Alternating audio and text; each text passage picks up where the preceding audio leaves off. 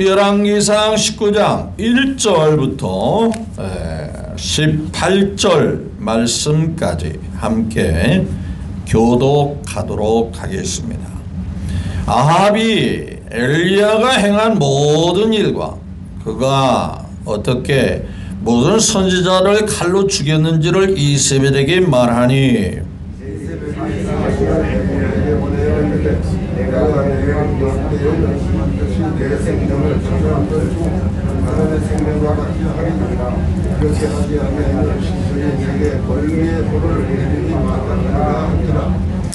그가 이 형편을 보고 일어나 자기의 생명을 위해 도망하여 유다에 속한 부엘세바에 이르러 자기의 사환을 그군에 머물게 하고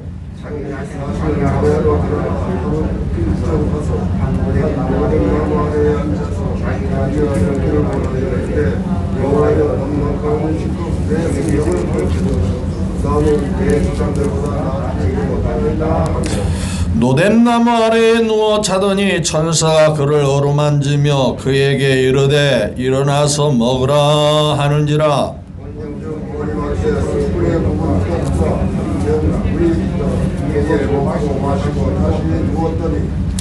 여호와의 천사가 또다시 와서 어루만지며 이르되 일어나 먹으라.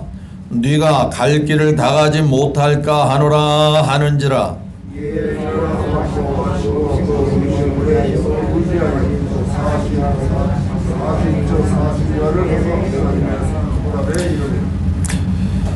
엘리야가 그곳 굴에 들어가 거기서 머물더니 여호와의 말씀이 그에게 임하여 이르시되 엘리야야 네가 어찌 여기 있느냐.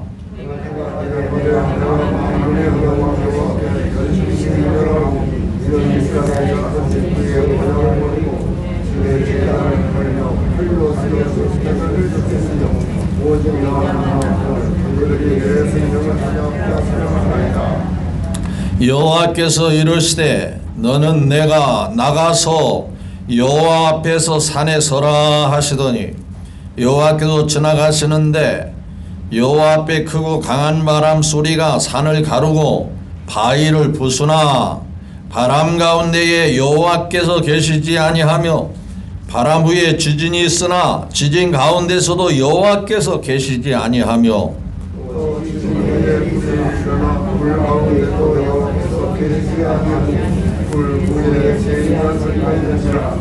엘리야가 듣고 겉옷으로 얼굴을 가리고 나가 굴 어귀에 섬에 소리가 그에게 임하여 이르시되 엘리야야 네가 어찌하여 여기 있느냐.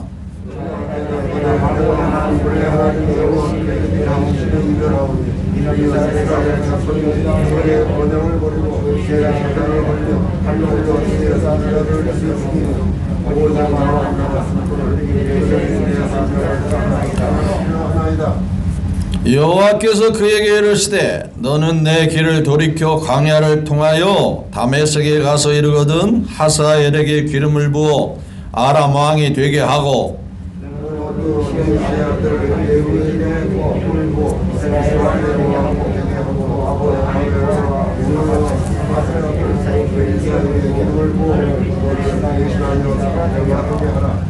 하사엘의 칼을 피하는 자를 예후가 죽일 것이요 예후의 칼을 피하는 자를 엘리사가 죽이리라.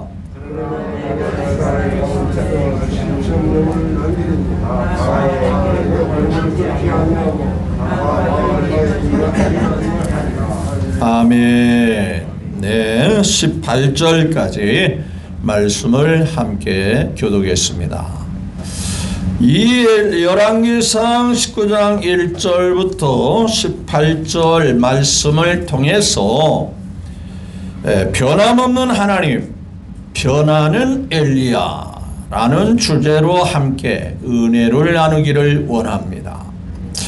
먼저 예배를 받으시는 하나님께 큰 영광을 돌리고 또 하나님의 복과 은혜가 여러분에게 넘쳐나게 되시기를 주 예수님의 이름으로 축복합니다. 일주일 만에 만남이 있는 분도 계시고 또 며칠 만에 만남인도 계실 것이지만 자관 주님 안에서 만났으므로 우리 함께 예의를 갖춰서 인사 나눴으면 좋겠어요. 예수님의 이름으로 존경하고 사랑하고 축복합니다. 한번 인사합니다. 예, 보기가 너무 좋아요. 항상 남을 존중히 여기고 낮게 여기는 게 천국의 모형이거든요. 자, 지난 시간에 저는 예배에 성공하는 자가 되라 하는 말씀을 드렸습니다. 예배는 단순히 목사님의 말씀을 듣고 평가받는 그런 시간 아니에요. 목사님이 설교를 잘했냐 못했냐 틀렸냐 안 틀렸냐 그거 들으러 오는 게 아니에요. 하나님 만나러 가는 거예요. 하나님 말씀을 통해서 예배를 통해서 예수님 만나는 거예요. 그래야만이 하루하루를 살아갈 때 승리할 수가 있는 거예요. 하나님은 그런 자들을 찾으신다라고 말씀하셨어요. 여러분, 대표적인 사례가 바로 고넬료 가정에서 보여주고 있어요.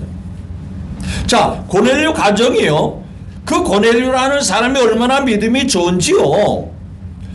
자기 집에 많은 사람들을 모아놓고, 야, 우리가 지금 하나님께 은혜를 받아야 돼. 하나님의 복을 받아야 돼. 너도 와라, 너도 와라, 너도 와. 일가, 친척, 친구 다 데려다 놨어요. 그러고 난 다음에 하나님을 모신 게 아니라 누구를 모셨느냐면요, 베드로 목사님, 베드로 사도를 모셨거든요. 먼 길에 있는 베드로, 아이고 우리가 하나님께 은혜 받고 하나님께 복을 받으라고 하더니 기껏어야 어부 출신인 베드로 목사를 베드로 사도님을 모셨군요. 그렇게 생각하기 십상인데 고넬료는 그렇지 않았어요. 그 하나님의 종 베드로를 다 모셔다가 그가, 즉 베드로가 자기 집에 딱 왔을 때에 그가 고백한 말이 있어요. 당신에게 역사하시는 하나님, 당신을 쓰시는 하나님, 베드로 사도님에게 인도하시고 주관하시는 그 하나님, 우리가 지금 다 하나님 앞에 모여 있습니다. 그러니까 인간적으로는 베드로 사도님이지만 자신들은 누구 앞에 있다라고 믿었죠? 하나님 앞에. 하나님께 모인 겁니다. 하나님의 말씀을 들으러 모였습니다. 하나님께 은혜를 받기 위해서 모였습니다. 그런 마음의 자세와 태도를 가지니까 그 말씀을 들을 때 어떤 역사가 일어났다지요? 말씀을 듣는 모든 사람에게, 그 자리에 있는 모든 사람에게 성령이 충만하게 은혜로 임하시더라고요. 그게 하나님의 역사예요. 아무리 둘러봐도 베드로 어부 목사님, 어부 출신의 목사님인데 베드로 사도님밖에 없는데 하나님을 만나는 마음으로 그 자리에 앉아서 말씀을 들으니까 은혜는 누가 주시느냐, 역사는 누가 하시느냐, 그들에게 복은 누가 주시냐, 하나님이 주시더라고요. 그게 하나님의 역사예요. 그래서 우리가 목사님의 말씀을 들어서 설교를 잘하느냐 못하느냐 아니라 그 말씀 속에서 예수님을 만나야 돼. 그 예수님의 사랑이 느껴져야 돼. 아, 이 예수님만 있으면 일주일 내내 행복할 수 있겠구나. 이 믿음의 마음속에 확 들어오셔야 돼. 저는 별 볼 일 없어요. 저를 사용하신 주님이 위대하신 거예요. 자, 오늘 본문 말씀은 주제가 뭐냐? 하나님은 절대로 변하지 않는다. 한결같으신 하나님. 그 사랑 속에 우리가 늘 살아가고 있음을 믿으시면 아멘. 2000년대까지 약 3년인가 5년인가 조선일보에 게재한 광수의 생각이라는 만화가 있었어요. 그 만화 중에 한 컷에 이런 얘기가 나와요. 어느 날 아버지와 딸이 외출을 하게 됩니다. 평소에 가까이 지내지 않고 아빠는 늘 출근하고 아이는 이제 학교를 다니면서 대학까지 다니는 형편이 됐어요. 이 둘이 외출을 하니까 좀 서먹서먹해요. 하지만 시간이 돼서 아빠와 함께 지하철을 타면서 조금 서먹서먹하고 좀 불편하지만은 이런저런 얘기를 합니다.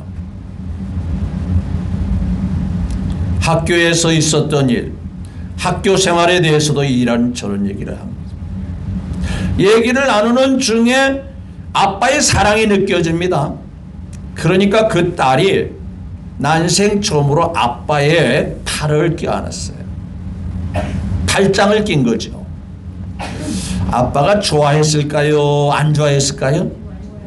갑자기 아빠 입에 한 방 입가 같이 확 벌어진 겁니다. 너무 좋아하는 거예요. 왜? 생전 그런 일이 없었거든요. 그렇게 아빠가 기분 좋게 이제 나들이를 가지고 갔습니다. 나중에 저녁 시간에 엄마가 딸에게 묻습니다.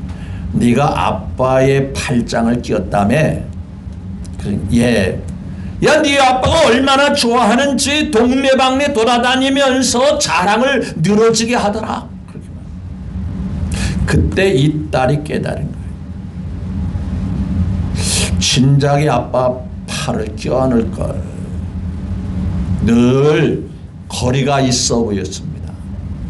뭔가 겸연쩍어 보였습니다. 그런데 그렇게 좋아하는 아빠를 보면서 진짜 그러면서 깨달은 게 하나가 있어요. 내가 이 세상에 태어나면서부터 아빠, 엄마, 아빠가 내가 다른 남자에게 시집 가기 전까지는 늘 나를 껴안아주고 나를 품어주시고 나를 사랑으로 감싸주시고 그러면서 내가 지금까지 살아온 것이 내 힘만 가지고 살아온 게 아니고 부모의 힘이었구나. 부모의 사랑이었구나. 부모의 은혜였구나. 그것을 만화의 그 밑단에 내 힘만 살고 부모의 힘으로 부모의 도움으로 살아왔구나. 그것이 만화의 의미고 결론이었습니다. 저는 이 만화를 생각하면서 우리가 생각하고 기억해야 할 것은 뭐냐? 내가 지금까지 살아온 것, 내가 지금까지 건강하고 나름대로 살아온 것, 내 노력과 힘만 가지고 살아온 것 같지만 기억하십시오. 변함없으신 하나님이심을 믿으시면 아멘. 그 사랑, 그 은혜, 그분의 인도하심, 그분의 역사 속에서 살아왔음을 우리는 알든 모르든 깨달아야 되는 거예요. 고백해야 하는 거예요. 그 딸이 자기가 잘나서 대학생활을 하고 그런데 보이지 않게 아빠, 엄마의 뜨거운 사랑이 있었구나. 내 힘만 가지고 산 게 아니었구나. 마찬가지로 하나님의 은혜가 있었음을 우리는 아시죠. 오늘 본문 말씀에 엘리야는 대단한 능력자입니다. 우리가 잘 알고 있는 대로 엘리야는 능력을 많이 행한 사람이에요. 엘리야의 말대로 다 이루어지는 거예요. 대표적인 사례가 그 당시에 많은 우상 숭배자들이 그 사이를 지배하고 다스릴 때에 하나님을 믿는 엘리야가 여보세요. 당신들이 믿는 신은 다 가짜요. 그런데 왕후가 그 사이를 주관하면서 우상 숭배하는 일을 배후에서 다 주관하고 있는 거예요. 그러니까 권력과 우상과 힘을 압박하고 그 사이와 그 삶을 지배하고 있었어요. 그래서 많은 하나님의 종들이 죽임을 당하든지 아니면 도망치든지 쫓겨나든지 다 그런 상황이에요. 그런 와중에도 엘리야는 당당했어요.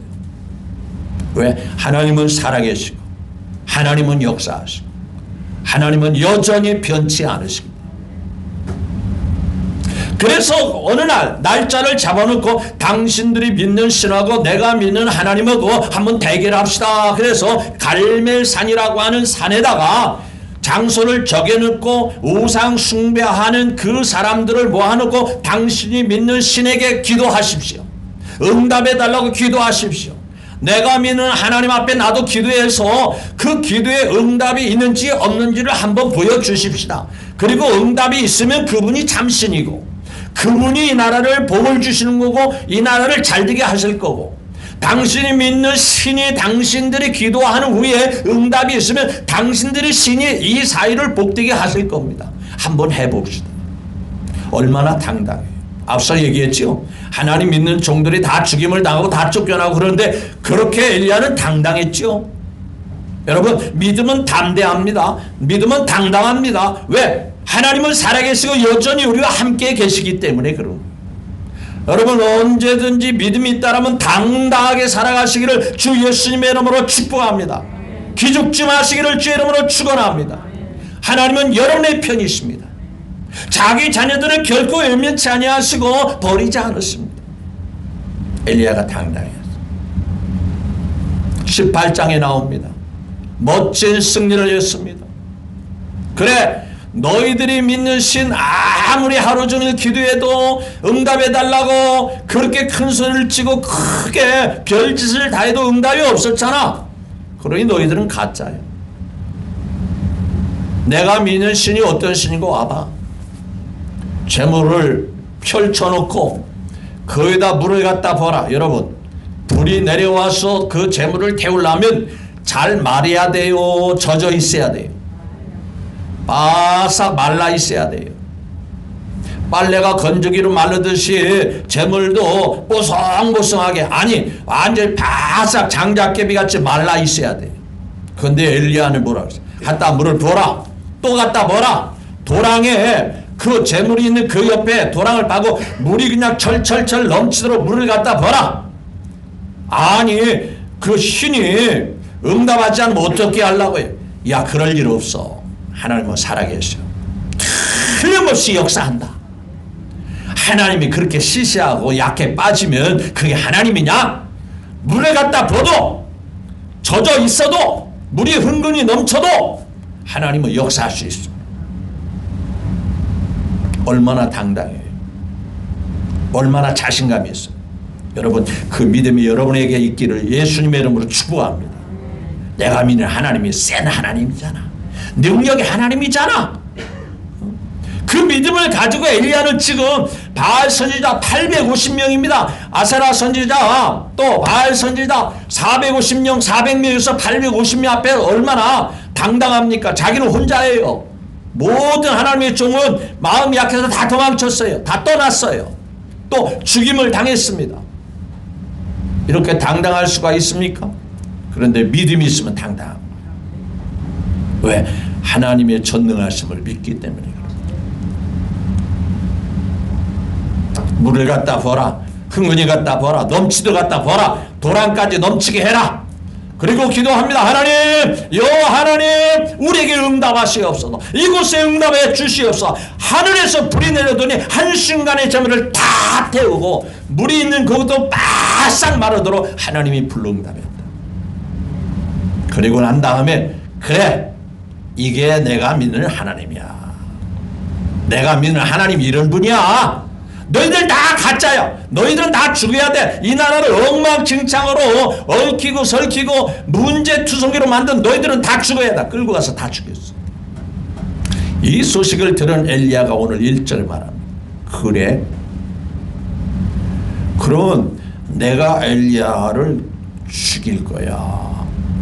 자기는 450명, 400명에서 850명을 죽였으니까 나는 너를 멋지게 보란듯이 죽일 거야. 그게 1절이 1절.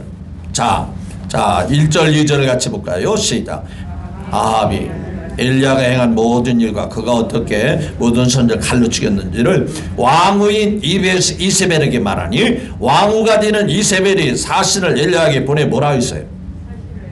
사신을 엘리야에게 보내어 이르되 내가 내일 이맘때에는 반드시 내 생명을 저 사람 중에 한 사람같이 하리라. 그렇게 하지 않으면 신들이 내게 벌을 내림이 마땅하니라. 이세벨 왕후가 말합니다. 내가 엘리야를 아주 비참하게 잡아 죽일 거야. 이 말이 엘리야에게 들려집니다. 사람을 보내서 너 내가 인정하는 선지자들 다 죽였다며 내가 너를 죽일 거야. 이 소식이 전해집니다. 여러분, 이런 상황에서 여러분들이라면 어떻게 할 겁니까? 그래? 하나님이 살아계신 것을 아직도 모르는구만. 하나님이 갈멜살에 응답한 거 왕후는 안 봤으니까 겁모르고 달려드는데 괜찮아 괜찮아. 하나님은 여전히 내 편이야. 여전히 살아계셔. 그 믿음을 가져야 되잖아요. 그게 마땅한 거 아니에요? 그런데 말이죠. 참 안타까운 게 있어. 엘리야의 마음이 약해지기 시작합니다. 흔들리기 시작하는 거예요. 죽는다고. 네. 그래. 앞서 많은 하나님의 종들이 다 죽였지. 죽임을 당했지. 그럼 나도 죽는 건가? 두 마음이 지금 그래 그래도 하나님이 살아계셔서 나에게 응답했잖아. 내 편이 되어주셨잖아. 또 죽인다고? 내가 죽는 건가? 이 두 마음에서 갈등하는 거예요. 하나님이 함께 하셔서 승리하신 것을 기억하는 생각, 하나님은 여전히 살아계셔서 나를 도와줄 것이다 하는 이 믿음의 생각과 이세벨이 나를 죽이면 내가 앞서 죽임을 당한 하나님의 종들같이 내가 비참하게 죽는 건가? 이 두 생각이 마음에 들어오는 거예요. 그러면서 마음이 흔들리기 시작하는 거예요. 자, 3절을 볼까요? 즉 엘리야가 뭐라고 그랬어요? 그 죽이겠다는 그 형편을 보고 일어나 자기의 생명을 위하여 뭐 한다? 여기서부터 마음이 흔들리는 엘리야의 초라한 모습, 밑으로 신앙이 내려가는 모습을 보여주고 있습니다. 저는 이 모습이 여러분에게 없기를 위해서 이 말씀을 같이 나누는 거예요. 뭘 보았다고요? 엘리야가 뭘 보았다고요? 예? 눈에 보이는 뭐가 보여요? 형편이 보인다잖아요. 형편. 눈에 보이는 환경이 보인다잖아요. 우리는 누가 보여야 돼요? 왜 대답 못하신 분은 뭐예요? 아니 목사님, 하나님이 어디 있다고 하나님 보아요? 눈에 보이는 건 형편밖에 안 보이는데. 그래서 믿음 있는 사람과 없는 사람의 차이가 거기에 있는 거예요. 믿음의 사람은요, 형편 배후에 있는 주님을 보는 겁니다. 그 배후에서 역사상 하나님을 보는 거예요. 그래서 믿음이 필요한 거예요. 여러분, 이제 내가 죽는 건가?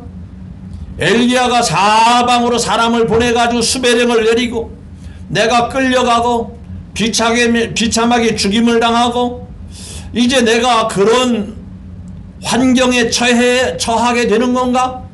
이런 환경 저런 환경을 생각하니까 에라 모르겠다, 도망쳐. 여러분, 환경은 들쑥날쑥 수시로 변합니다. 수시로 이렇게 될 수도 있고 저렇게 될 수도 있습니다.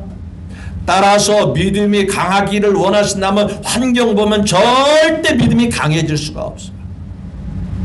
잘 되다가도 안 되고 안 되다가도 잘 되고, 이게 환경입니다. 상황입니다. 자, 성경에 사례를 들어서 말씀을 해보겠습니다. 베드로가 원래 물 위를 걸어갈 수 있는 사람이요, 없는 사람이? 베드로는 어부로서 물을 수영은 해도 헤엄은 칠 수 있어도 물 위를 걸어갈 수 없는 사람이에요. 그렇죠? 그런데 예수님을 보니까 용기가 생깁니다. 담대함이 생깁니다.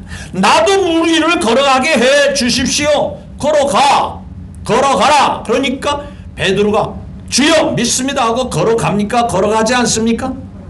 걸어가게 됩니다. 잘 걸어갑니다. 그때까지 안 빠져가. 야, 신기하네. 신기할 것 없어요. 누가 하라고 하니까? 누가 도와주시니까? 우리 예수님이 도와주시고 이 능력이 예수님이 오라 하니까, 물 위로 걸어가라 하니까 걸어지는 거예요. 그 믿음, 그 말씀에 대해서는 절대 놓치면 안 되는 거예요. 그건 마음속에 늘 이거 내가 걷는 게 아니야. 주님이 걸으라 해서 걷는 거야. 이 말씀을 마음속에 꽉 가지고 있어야 돼. 근데 저쪽에서 막 풍랑이 막 큰 산과 같은 풍랑이 막 오는 거예요. 또 막 샥샥 하는 바람 소리가 나기 시작합니다. 그게 귀가 들리고 눈에 풍랑이 보는 순간 누구를 놓치죠? 누구를 생각하는 마음이 사라지죠? 예수님이 걸으라는 말씀과 예수님께서 말씀하신 그 말씀이 점점점 사라지면서 아 큰일 났네 큰일 났네 저 파도가 내게 가까이 하면 그 파도에 휩쓸려서 나는 빠져 죽게 생겼네 이런 마음이 들기 순간 환경을 보는 순간 상황을 보는 순간 베드로가 점점 바닷속으로 뭐 하는 거예요? 빠져들어가기 시작. 그게 환경을 보는 거예요. 아무리 믿음이 있어도요 환경을 보면 안 됩니다. 환경 배후에 역사하시는 하나님, 그 문제 배후에 있는 하나님, 그분만 바라보시면 그분은 한결 같으신 분. 앞서 말씀같이 그 하나님은 변함이 없이 우리 가운데 역사하시는 하나님이신 것을 믿으시면 아멘. 그분만 바라보고 그분만 생각하고 그분만 사모하고 그분만 사랑하는 게 믿음이에요. 엘리야는 환경을 봤다. 이세벨이 죽인다는 이 아직 이루어지도 않은 온갖 환경을 머릿속에 그리면서 아 내가 죽는 건가? 내가 비참하게 죽는 건가? 칼에 목이 잘려서 죽는가? 이런저런 환경을 머릿속에 그리면서 그 환경에 사로잡히니까 도망치자 믿음이 확 떨어지기 시작하는 거예요. 두 번째, 자 엘리야가 지금까지 많은 일을 했어요. 많은 열심을 냈어요. 누가 하게 하신 거죠? 확실합니까? 그런데 엘리야는 자기가 했다고 생각하는 거예요. 보세요. 너 왜 거기냐? 너 왜 거기 숨어있냐? 그러니까 10절을 같이 볼까요? 시작. 그가 대답하되 만군의 하나님 여호와께 열심히 뭐예요? 내가 만군의 하나님 여호와께 열심히 뭐하니? 누가 했다는 거죠? 누가 열심을 냈다는 거죠? 내가 하나님 앞에 유별나게 이렇게 했습니다. 내가 유별나게 하나님 앞에 이렇게 살아왔습니다. 여보 이거 작가가 하는 겁니다. 누가 능력이 뛰어나다, 누가 무슨 일을 잘한다, 누가 하는 줄 아세요? 설령 자기가 한다 하더라도 누가 했다고 해야 맞아요. 하나님이 하게 하셨고 하나님이 하게 하시고 앞으로도 하나님이 하게 하실 것이다. 여러분 많은 경우에 모든 것이 힘들어지고 어려워지는 것이 자기를 드러낼 때 힘들어지는 거예요. 여러분은 가정에서 우리 가정을 이끌어온 것은 누가 했다고 해야 그 가정이 편안한 줄 아세요? 하나님이 지켜주셨다. 하나님이 인도해 주셨다. 이래야 가정이 편안합니다. 그럼 또 바꿔서 적용해서 교회는 누가 했다고 해야 평안합니까? 하나님이 하셨습니다. 아, 내가 하니까 잘 되던데요. 내가 열심히 내가 유별나게 신앙생활 하니까 우리 교회가 잘 된 거예요. 천만의 말씀. 그런 분이 있다면 그런 분은 뒤로 서야 하나님이 더 잘하십니다. 하나님이 하실 때 더 잘 되는 거예요. 믿어주면 아멘. 엘리야는 자기가 지금까지 열심히 하고 많은 바알 선지자를 이기게 하시고 그들을 죽이게 하시고 그들 가운데 당당했던 것은 자기가 잘해서 한 줄로 생각합니다. 내가 유별나게 이렇게 했습니다. 내가 다른 사람보다 특별하게 그렇게 한 겁니다. 착각하지 마라. 네가 한 거 아니야. 내가 하도록 도와준 거예요. 내가 너를 붙들어 준 거야. 네가 네 힘으로 응답받았냐? 네가 네 힘으로 하늘에서 불이 내리게 했냐? 내가 했잖아. 근데 왜 네가 했다고 생각하냐? 여러분 자기가 했다고 하는 것에 모순이 있는 까닭은 뭐냐면요, 안 될 때는 자기가 잘 될 때는 자부심이 있다가 해도 일이 자기 생각대로 안 될 때는 한순간에 완전히 마음이 다운되고 만. 그래서 사람은 믿을 수가 없는 거예요. 내가 유별나게 했다고 하지 마세요. 하나님이 그렇게 하셨다고 고백하시기를 바랍니다. 이제껏 내가 산 것도 누구의? 주님의 은혜라. 이 믿음을 가지면 하나님이 역사하십니다. 내가 노력해, 내가 남보다 다 지혜롭고 똑똑하니까 이렇게 살아온 거야. 그러면 앞으로는 어두워집니다. 앞으로는 삶이 불투명해집니다. 그래요. 주님, 내가 부족합니다. 내가 연약합니다. 하나님이 안 도와주시면 난 아무것도 할 수 없습니다.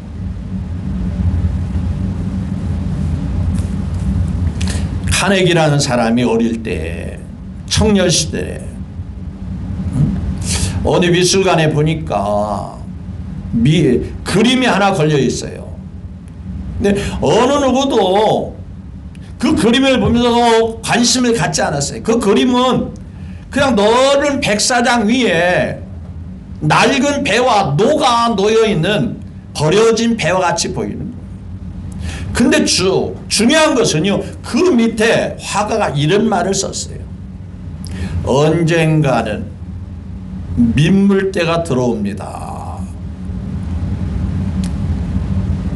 실망하고 낙심하고 일이 안 풀릴 때 이 배를 보고 그 작은 글씨를 읽는 순간에 이 카네기에게 큰 힘이 생겼어요. 사람들은 이 그림을 보면서 두 가지 반응을 보일 수 있었어요. 첫 번째 반응은 뭐냐? 저 배는 쓸모없구나. 버려진 배구나. 넓은 뱃사장에 낡은 배가 노 하나 걸쳐있는 버려진 배. 물 없이 백사장에 그냥 버려진 배. 근데 그 밑에 작은 글씨가 뭐라고요? 언젠가는 민물이 들어와서 그 배를 바다 위에 띄워서 버려진 배가 쓸모있는 배가 될 것이다. 이 관심과 뜻을 가지고 그림을 바라보는 이 카네기가 그 그림을 사서 항상 자기 사무실에 걸어놓고, 내가 지금은 버려진 배 같지만 언젠가는 사업의 민물때가 온다. 삶의 민물때가 온다. 물이 들어오면 배는 쓸모있는 배가 된다. 노를 져서 망망한 바다에서 많은 고기를 잡을 수 있듯이 지금은 내가 형편없고 부족하지만 때가 되면 물이 들어와서 배를 띄워서 쓸모있는 배가 되게 하듯이 나의 삶은 쓸모있는 인생이 될 것이다. 이 믿음을 가지고 그림을 보면서 사업했을 때 대부가 됐다는 이야기가 있어요. 부자가 된 것이 중요한 것이 아니라, 크게 사업가가 성공한 것이 그게 중요한 것이 아니라 소망을 갖자는 얘기예요. 절망 속에 소망을 가지고 살면 지금의 환경보다 놀라운 역사가 하나님 아버지로부터 이루어진다는 사실을 믿으시기를 바랍니다. 세 번째, 엘리야가 변할 수밖에 없었던 것은 하나님의 위대한 역사가 큰 사건 속에, 큰 능력 속에, 큰 어떠한 엄청난 역사 속에 하나님이 있는 줄로 생각합니다. 보세요. 바람이 불어옵니다. 지진이 일어납니다. 불같은 역사가 나타납니다. 자, 11절에 볼까요? 11절. 여호와께서 이르시되 너는 나가서 여호와 앞에 산에 서라 하시는데, 여호와께서 지나가는데 뭐예요? 여호와 앞에 크고 강한 바람이 산을 가르고 뭘 부셔요? 바람을 부수나 바람 가운데, 그러한 가운데 하나님이 계셨다 안 계셨다? 여호와께서 뭐라 했어요? 계시지 아니하며, 또 바람 위에 뭐가 일어나요? 어마어마한 막 지진이 일어나는데, 지진이 있으나 지진 가운데서도 뭐예요?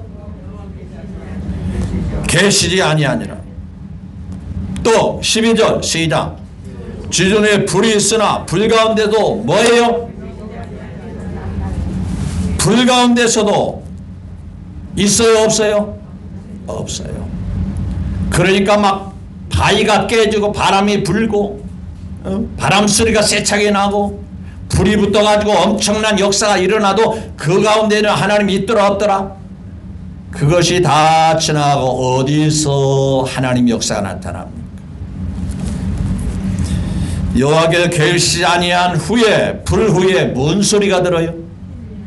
세미한 소리가 듣습니다. 이게 하나님의 음성임을 여러분은 아셔야 됩니다. 복잡하고 대단한 곳에 하나님의 역사가 있지 않습니다. 조용한 곳에 잠잠히 하나님을 사모하는 가운데 세미하게, 아무개야 내가 너를 사랑한다, 내가 너를 버리지 않는다, 이 작은 주님의 목소리를 들을 수 있는 귀가 여러분의 있기를 주님의 이름으로 축복합니다. 복잡한 사람 소리가 크고 웅장한 이 시장 통해서 하나님의 소리가 들리지 않습니다. 기계 소리가 요란한 가운데 하나님의 소리가 들리지 않습니다. 조용하게 하나님 앞에 묵상하면서, 조용하게 하나님 앞에 기도하면서 세미하게 하나님이 사랑의 음성을 들려주십니다. 너는 내 아들이라, 너는 내 아들이라, 오늘날 내가 너를 낳았도다. 어느 사람이 오메가 아주 비싼 시계를 갖고 있다가 핀이 빠져가 시계를 잊어버렸어요. 물론 공장에서 일하다가 비싼 시계를 핀이 빠져 잊어버렸어요. 어디서 잊어버린지 찾을 수가 없어요. 식사 시간에도 점심시간에 사람들이 다 식당으로 가는데 엔진도 소리가 꺼졌습니다. 사람들이 왁자지껄하는 소리도 다 사라졌어요. 왜요? 식당으로 다 가서 식사하는 시간이니까. 조용한 시간에 이곳저곳 들여다보면서 시계를 찾습니다. 찾았을까요? 못 찾았을까요? 기계 소리, 엔진 소리, 요란한 소리, 사람의 소리가 들릴 때는 전혀 들리지 않는 시계 소리.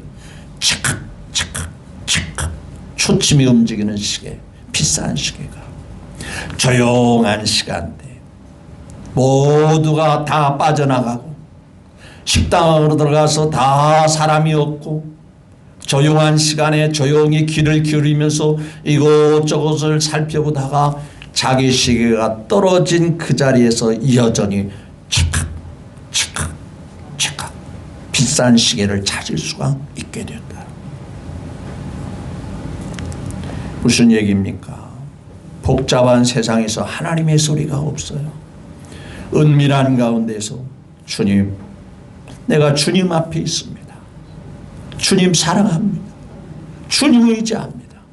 나는 주님밖에 없습니다.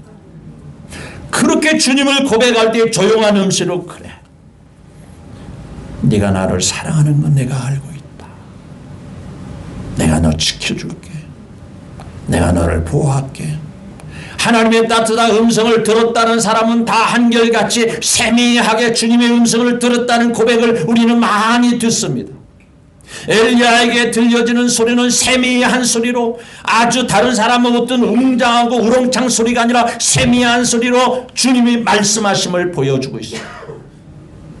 여러분, 은밀한 가운데 말씀하시지만 세미한 소리에 예민할 수 있기를 예수님의 이름으로 축복합니다.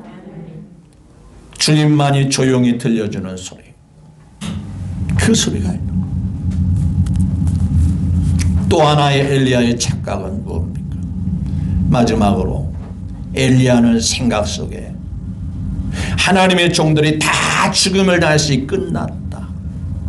이제 나 죽으면 끝났다. 그러면 이제 하나님의 역사는 다 끝나는 거야. 그렇게 오해를 사고 있었어요. 자기 혼자만 남았다고 생각했어요. 그런데 하나님의 음성은 뭐라고 말씀하세요? 18절을 볼까요? 18절 시작. 이스라엘 가운데에 뭘 남았대요? 자기는 다 죽임을 당하고 다 사라져버리고 하나님 믿는 사람이 다 숨어버리고 없어지고 다 사라지고 하나도 없는 줄 생각했는데 여전히 하나님은 몇 명을 남겨놓았대요? 7,000명을 남겨놨대요. 숫자가 적은 숫자요, 많은 숫자요?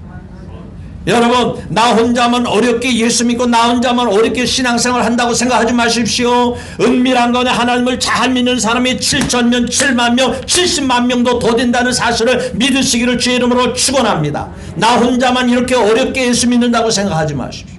힘들게 나만 이렇게 하나님을 믿으면 되는 건가? 아니에요. 여전히 하나님 잘 믿고 흔들림 없이 살아가는 사람이 7,000명이 될 수도 있고 7만 명이 될 수도 있고 70만 명이 될 수도 있는 거예요. 여러분, 그 하나님은 다 한결같이 그 모두에게 역사하시는 하나님이심을 믿으시면 아멘. 나 혼자만 힘들다고 생각하지 마십시오. 힘든 가운데 여전히 하나님을 믿고 의지하는 사람이 주변에 많이 있다는 사실을 여러분 기억하십시오. 왜 나만 이렇게 힘들게 예수 믿어야 돼? 왜 나만 이렇게 힘들게 교회 다녀야 돼? 아니에요. 그런 아직도 여전히 하나님만 바라보고 살아가는 사람이 지금도 많이 있음을 하시는. 여러분, 하나님은 변치 않습니다. 엘리야는 환경을 보고 마음이 변합니다.